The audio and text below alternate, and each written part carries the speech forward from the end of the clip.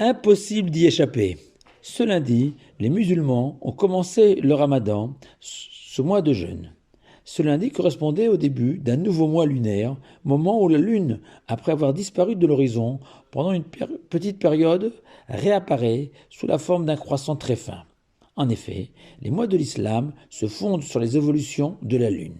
Cet attachement à la lune apparaît aussi dans la Torah, au point que la première mitzvah que l'Éternel a enseignée à Moshe et à Aaron est bien celle de sanctifier la nouvelle lune. De manière pratique, du temps de la splendeur de Jérusalem, le tribunal rabbinique, siégeant au temple, recevait la déposition de témoins ayant aperçu la nouvelle lune et proclamé officiellement le début du nouveau mois. Petite parenthèse, l'usage de bénir la nouvelle lune dans les premiers jours du mois ne vient absolument pas remplacer la mitzvah de sanctifier la nouvelle lune, mais cette bénédiction de la lune s'inscrit dans le cadre de toutes les bénédictions que nos sages ont instituées de réciter en admirant des phénomènes naturels comme le tonnerre, les éclairs, les océans, les arcs-en-ciel, où nous reconnaissons la main de notre Créateur derrière ces merveilles de la nature. Et le renouveau de la Lune, mois après mois, appartient à cette catégorie de phénomènes naturels devant lesquels nous devons nous incliner et bénir le Tout-Puissant. Mais revenons au fait que la première mitzvah de la Torah est bien de sanctifier la lune, et aidons-nous du Talmud, qui enseigne que le peuple d'Israël est comparé à la lune.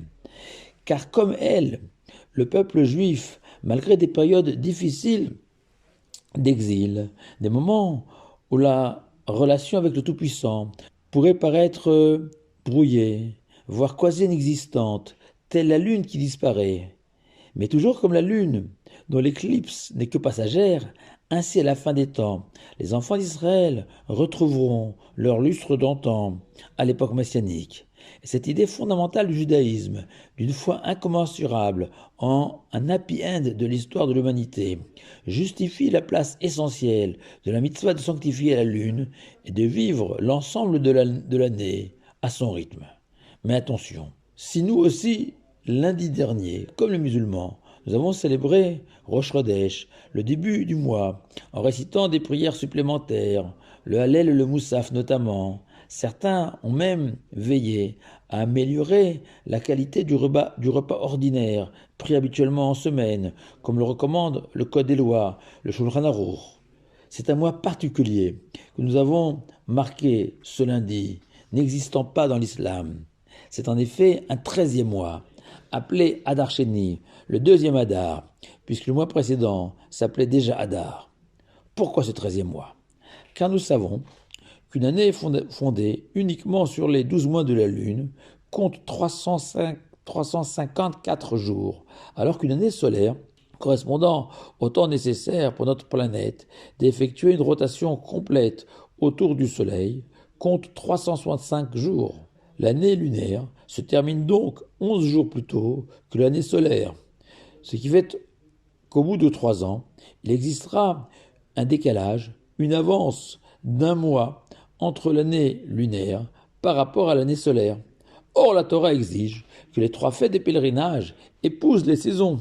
Pessah, le printemps, Shavuot, le début de l'été, et Sukkot, le début de l'automne. Or, le rythme des saisons est dicté par le soleil. Il convient donc de respecter le cycle du soleil aussi, et pas seulement celui de la lune, raison pour laquelle nos sages ont institué, tous les 3 ans environ, de rajouter un mois supplémentaire afin d'allonger l'année lunaire et faire coïncider la fête de Pessah, qui tombe toujours le premier mois de l'année, selon la Torah, le mois de Nissan, avec le printemps. Je ne pense pas vous avoir révélé des choses que vous ignorez jusqu'à présent. Mais là où ça devient intéressant, je l'espère du moins, c'est d'abord cette première remarque du dernier rabbi de Lubavitch, indiquant que Chodesh, le mois qui désigne un mois dans la langue sacrée, signifie aussi le renouveau, comme Chadash, nouveau, puisque le mois juif est l'expression du renouvellement de la vie, de la nature, l'ambition de suivre dans la pratique de la Torah le sillage de la lune et nous grandir sans cesse jusqu'à l'apogée de la fin des temps. Par contre, c'est Shana qui désigne une année en hébreu, Shana, qui prend sa racine, explique le rabbi, de Sheni, le deuxième, ou de Leshanot, signifiant répéter à l'identique, tel ce soleil, qui malgré ses variations de position, de distance par rapport à la Terre, apparaît tous les jours de la même manière aux habitants de la Terre.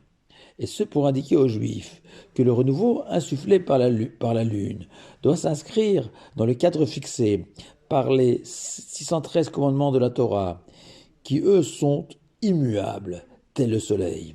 Et que le défi consiste, par exemple, dans la pratique quotidienne, d'être capable de réinventer tous les matins une nouvelle prière différente de la veille, avec plus de ferveur, d'attention, de concentration, et de même pour toutes les autres mitzvot de la Torah qui reviennent de manière régulière, comme le soleil. Réinventer le Shabbat chaque semaine, réinventer les fêtes chaque année. Ajouter un 13e mois, l'expression de cette volonté, de vivre ainsi la Torah et les mitzvot, afin de bénéficier de l'influx du soleil et de la lune.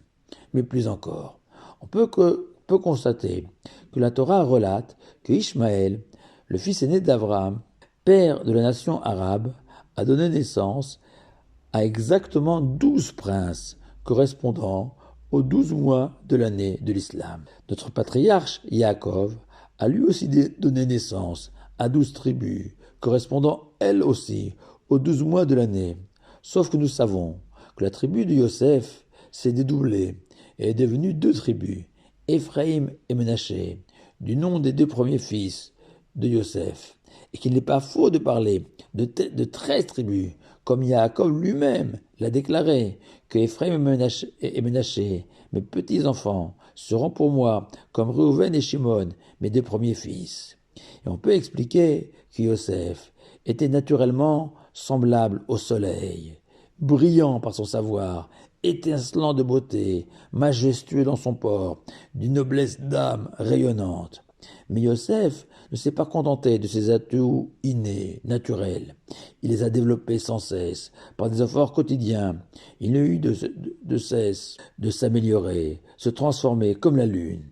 Il en fut récompensé par son père, et que le 13e mois renvoie à cette récompense, à cette volonté de marier le soleil et la lune. Et détail fabuleux selon notre explication. L'un des rêves de Yosef a été de voir le soleil et la lune et les 11 étoiles se prosterner devant lui, comme pour signifier que le soleil, la lune et les 11 premiers mois de l'année lunaire s'inclinent devant Yosef, le 12e mois de l'année, celui qui va se dédoubler pour avoir su remporter le pari proposé par le Tout-Puissant à l'humanité, tout changer sans rien changer. C'est la raison pour laquelle nos sages n'ont pas donné de nom propre et original à ce 13e mois et se sont apparemment contentés de le baptiser Adar Sheni, le 2e Adar, et ce, afin de mieux souligner cette idée clé de changement dans la continuité. Et c'est le Ramadan et la nouvelle lune qui m'ont permis de partager avec vous, chers auditeurs, ces merveilleuses idées. Alors, vive le Ramadan. Shabbat Shalom à vous tous.